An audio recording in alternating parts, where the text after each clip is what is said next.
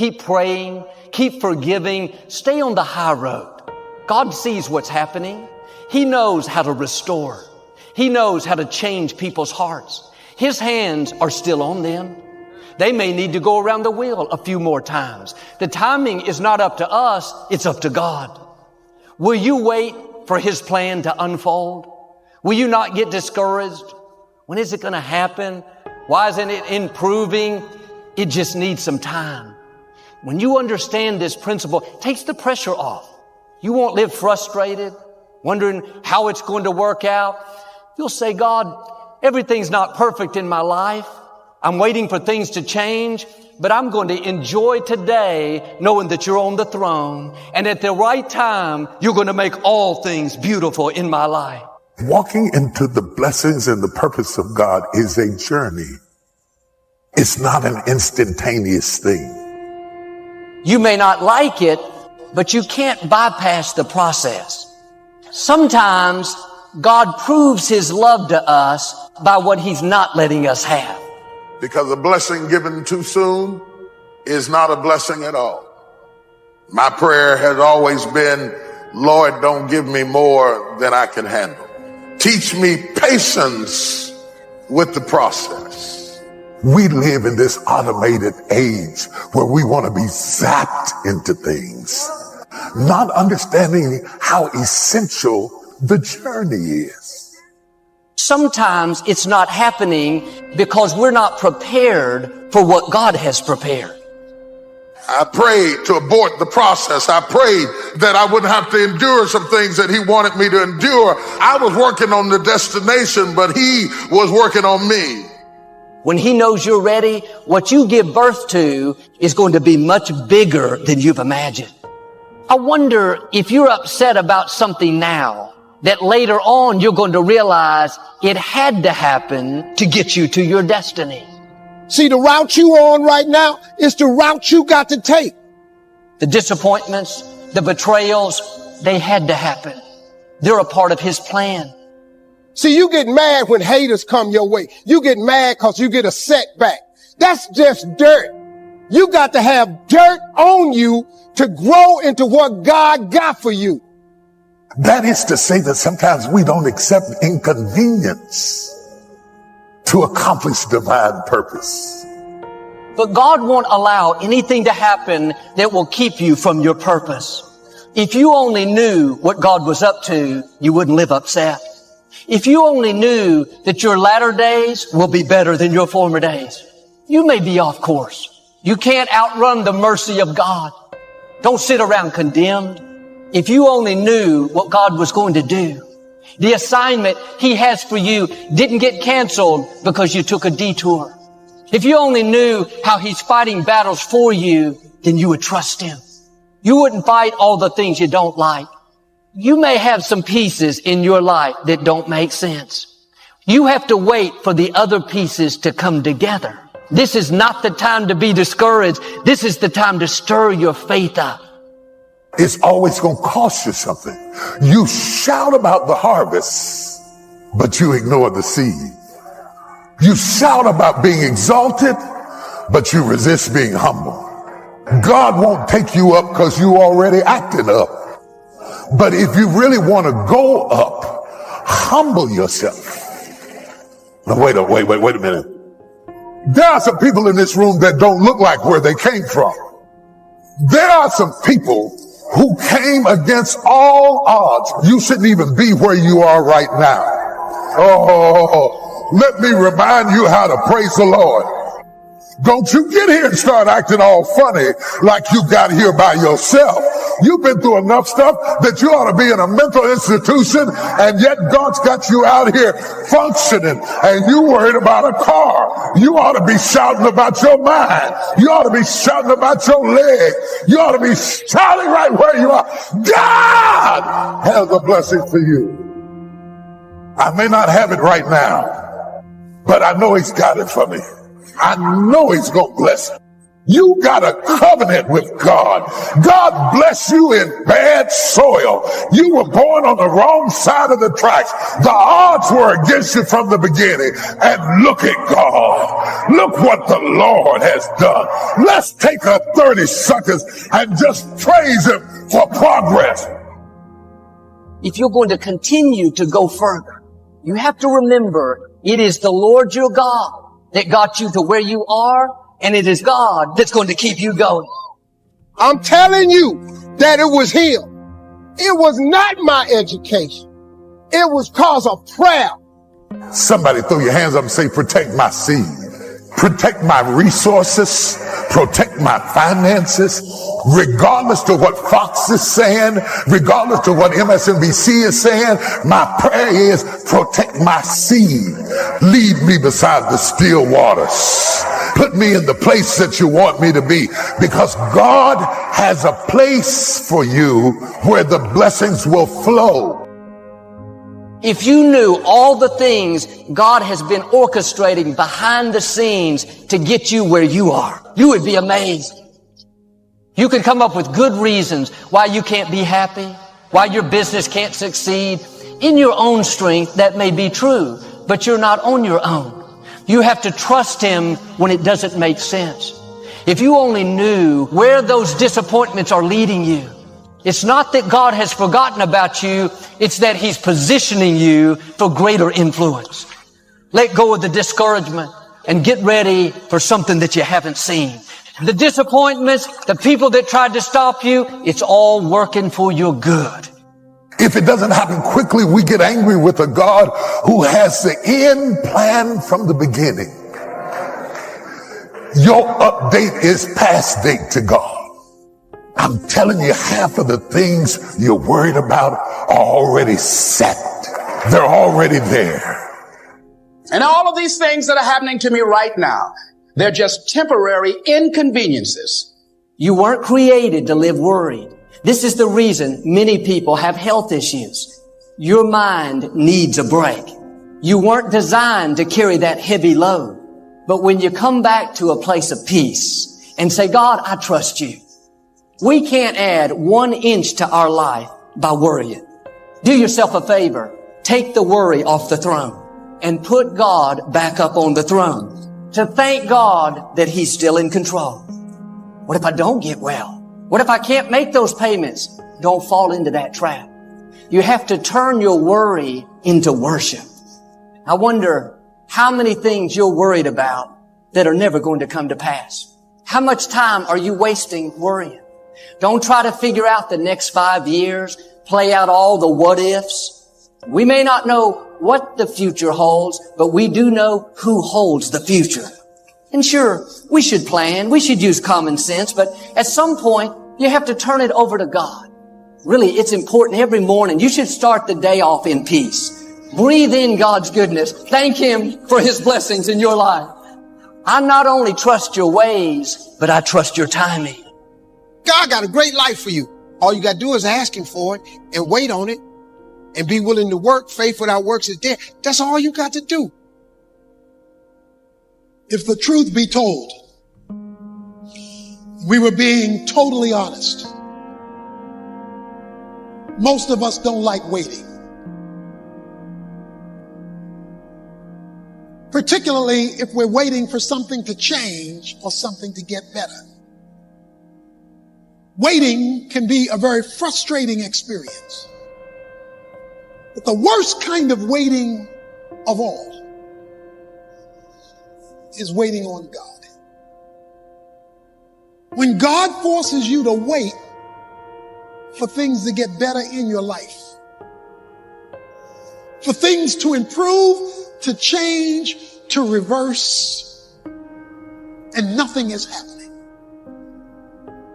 And yet, over and over and over again in the Bible, we're told to wait on the Lord. The most difficult place for you to be in life is in God's waiting room. In God's waiting room. Some of you are in God's waiting room right now. What is God's waiting room? When you're in a hurry for something to happen and God isn't. That's God's waiting room. Some of you are in a hurry to graduate. Some of you are in a hurry to get married. Some of you are in a hurry to start a family. Some of you are in a hurry to launch a new business, to close a big deal. Some of you are in a hurry for a big goal, a big dream, a big accomplishment. Some of you are in a hurry for all kinds of different things, and God isn't.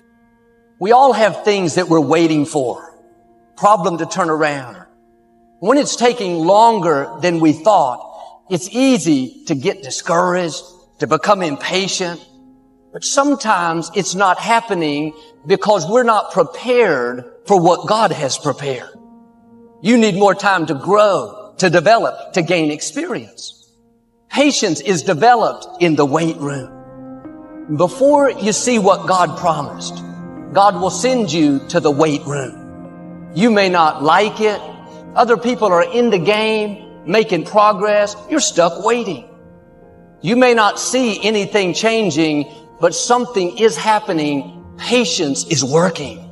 You're growing, developing, getting you prepared so you can sustain what God has coming. Don't get discouraged because it's not happening as fast as you would like. When He knows you're ready, what you give birth to is going to be much bigger than you've imagined. Maybe you've been praying, being your best, but you don't see anything changing. Have a new perspective. You're in the wait room. You're not falling behind. God has you right where He wants you. Now do your part and wait with a good attitude. Thank you that what you promised is on the way. If you will wait with the right attitude, after patience has done its work, you're going to see promises come to pass. Don't allow a moment of agony to make you draw a conclusion about life prematurely. Because if you just keep on walking with God, God has a way of making everything all right. But He warns us that the steps of a good man are ordered by the Lord. Now, the term steps implies process. Means it's going to take a while. Because a blessing given too soon is not a blessing at all. I could give my son the car keys now, but had I given it to him when he was 5, it would not have been a blessing at all. He can't handle it. So would I be a good father if I gave him a good thing too soon? Sometimes my goodness is proven by my ability to say not yet. You see, while you're working on your project, your goal, your dream, your vision, God's working on you. And God's much more interested in you than in what you're trying to accomplish. Because you're not taking your accomplishments to heaven, but you are taking your character. And sometimes God says, yeah, I intend to give you what I've promised you. I intend to answer that prayer. I intend to fulfill the vision, but you're not ready yet. I want you to grow. And when you're ready, then it's going to happen. And I'll admit, I don't like to wait. I like to make progress. I like to get things done. But I've learned some things take time.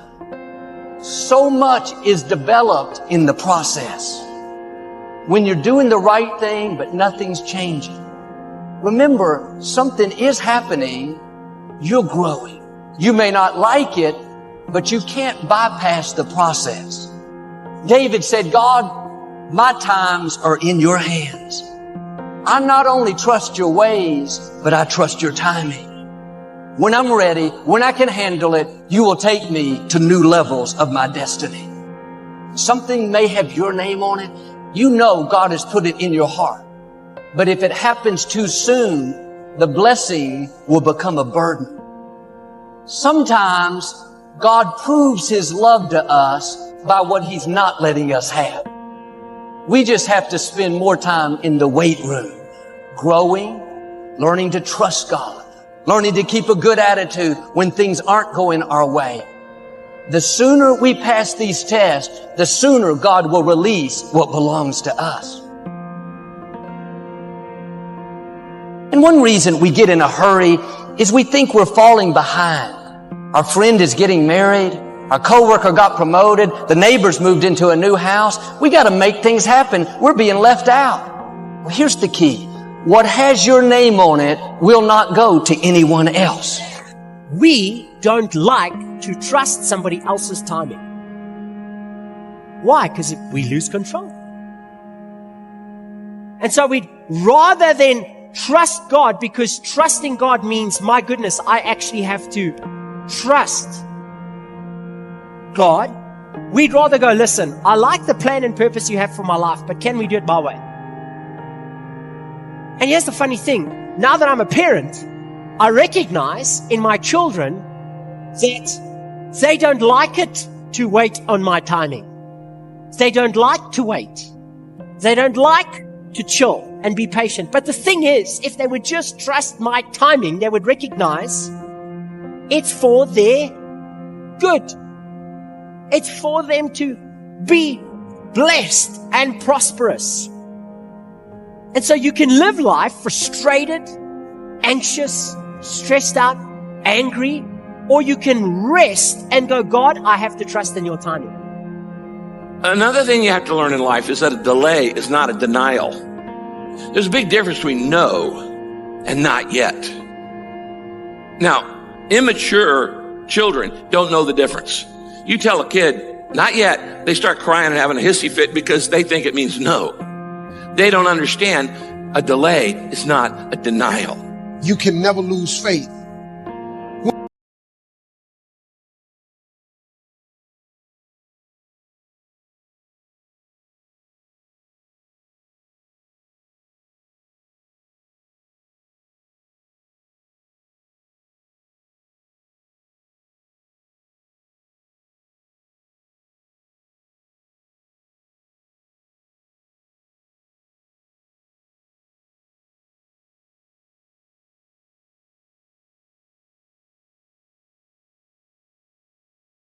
Hello everyone, today I'm gonna talk about trust the God, timing. The profound topic of trust is God is timing. Life often throws out your cravings, but you though fit a practice. We can learn to surrender to the divine time of God's plan. So grab a cap to of it, get crazy to explore this together. Trust in God. Timing is teaches us to valuable lesson in practice and perseverance. It's doing the waiting proud that we grow and develop state of character, instead of running a racing hard. Take this time to reflect, pray and strengthen your relationship with God. One of the hardest parts of trusting in God, timing, is letting go of control. We like to plan every detail of our life, but sometimes we need to surrender and trust that God knows what the best of us. When we release our grow on the outline, we make a space of miracle to unfold. Waiting can be challenging, but it also an opportunity to find a peace in midst of uncritically. Instead of worrying about the future, focus on the present moment and trust the God working behind the scenes. Learn your faith. Surround yourself with possibility and remember that your every daily has a purpose. and they have it. Trusting is God timing is not always easy, but it's powerful reminder that you are never alone on this journey.